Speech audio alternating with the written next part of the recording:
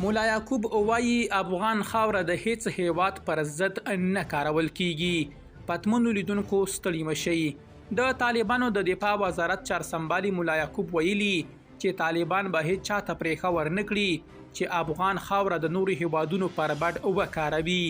نوموړي د څرګندونې د پکتیا ځاځي اریوب ولسوالۍ کې د ډیورنډ پرزي کرښې څخه د لیدنې پر مهال کړي دي او ډیره کړې ده چې افغانستان له ګاونډیو او د نړۍ له هیوادونو سره روغې اړیکې غواړي او ډاډ ورکوي چې افغان خاوره به نه اوس او نه هم وروسته د بل هیواد پر بډ وکارول شي.